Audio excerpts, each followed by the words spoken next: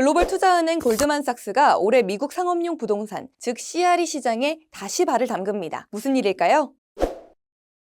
짐 가먼 골드만삭스 부동산 투자 부문 글로벌 총괄은 13일 올해부터 미국 CRE 시장에 적극적인 투자를 재개한다고 밝혔습니다. 그는 지금이 다시 매수할 기회라면서 금리가 낮아지고 시장이 바닥을 치며 시장에 있는 구매자들이 설정한 가격도 바닥을 보기 시작했기 때문이다라고 말했는데요. 그는 이어 골드만삭스의 경우 최근 3개월 동안 유럽과 일본 부동산에 투자해 왔다면서도 다만 미국 CRE 시장이 경제 강세에도 더디게 회복할 것이라고 덧붙였습니다.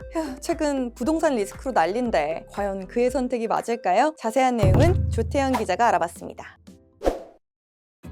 이번에는 상업용 부동산 이야기를 해보겠습니다. 최근 들어서 미국의 상업용 부동산이 위험하다 이런 소식들 많이 접하셨을 거라고 생각을 해요. 그래서 은행들이 위험하다, 은행주가 폭락했다 이런 소식들인데요. 대표적인 게 뉴욕 커뮤니티 뱅코프 사례가 아닐까 싶습니다. 이 회사의 주가 흐름 한번 보시죠. 주가가 그럭저럭 가고 있다가 지난달에 쭉 빠진 모습 확인이 가능하죠. 무슨 일이 있었냐? 4분기 실적을 발표를 했는데요. 상업용 부동산 시장이 나빠지면서 이쪽에서 부실이 왕창 발생한 거예요. 여기다가 금리까지 오르니까 대출금을 회수하는데 어려움까지 겪고 있다 이런 문제점까지 겹쳤습니다. 이렇게 부실채권이 있으면 은행들은 뭘 해야 돼요? 충당금을 쌓아야 되잖아요. 그래서 충당금을 왕창 쌓았더니 실적이 나빠진 겁니다. 이 여파로 무디스가 신용등급을 정크 등급으로 줬죠. 이거는 투자 부적격이란 뜻입니다. 그러면서 주가가 폭락을 했는데요. 그러니까 결국에는 상업용 부동산에서 문제가 터졌다는 뜻입니다. 여기만이 아니고요. 일본의 아오조라나 독일의 도이체방크 이런 데에서도 비슷한 문제가 있었습니다. 그런데 최근 들어서는 분위기가 다소 달라졌다는 겁니다. 골드만삭스가 지금 미국의 상업용 부동산이 바닥을 치고 있다면서 시장에 다시 발을 담근다. 그러니까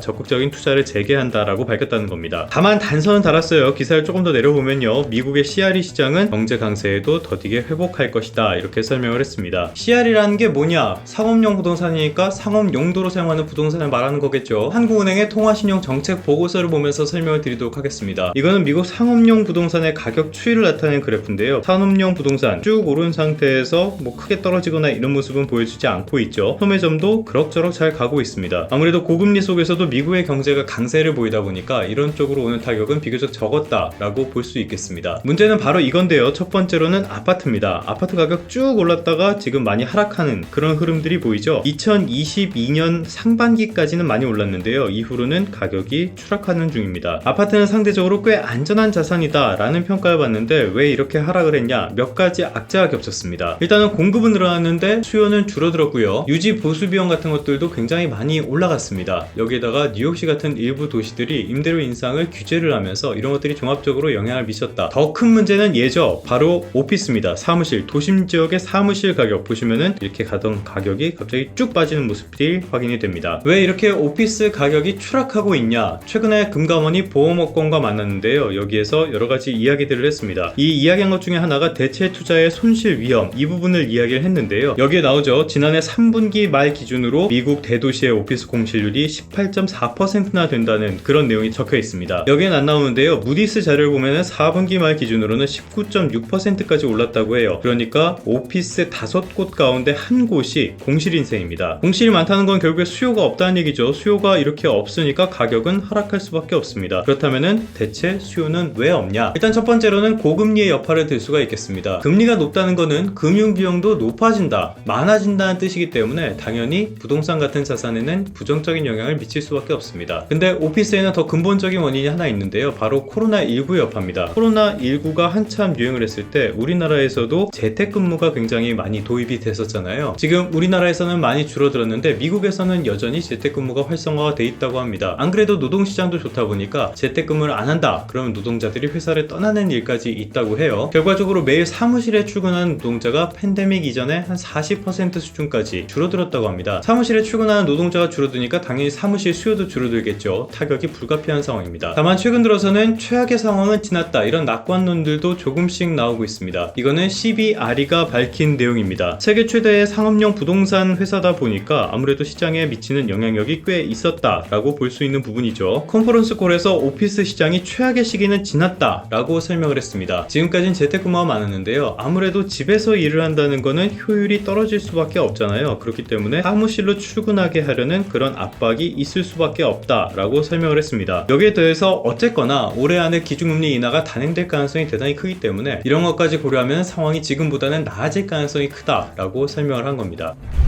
결론입니다. CBRE의 설명대로 지금 미국의 상업용 부동산 시장은 최악의 시점은 지나가고 있는 건 분명해 보입니다. 다만 이게 본격적인 반등으로 이어질 수 있을 것인가, 여기에는 아직 불확실한 측면도 많다고 생각을 합니다. 당장 가장 중요한 요소를 들자면요, 미국 연방준비제도가 기준금리를 언제 인하할 것인가, 이것이 변수가 될 수 있는데요. 지금 미국의 물가 지표가 예상치보다 더 강하게 나오고 있습니다. 인플레이션이 아주 끈질기게 남아있다는 뜻이에요. 3월 FOMC에서는 점도표를 수정할 가능성도 있다, 이런 분석까지 나오고 있습니다. 이 CRE 문제가 시스템 리스크로까지 확대될 가능성은 지금으로선 그렇게 커 보이지는 않는 것도 사실입니다. 그렇다고는 해도요, CRE 노출이 많은 지역 은행들, 이런 것들을 중심으로는 당분간 이슈가 계속적으로 지속될 가능성, 이것도 충분히 있거든요. 그렇기 때문에 지나친 낙관론은 다소 경계하는 게 좋지 않을까 싶습니다. 그러면 성공 투자하시고요. 다음 시간에 다시 뵙도록 하겠습니다.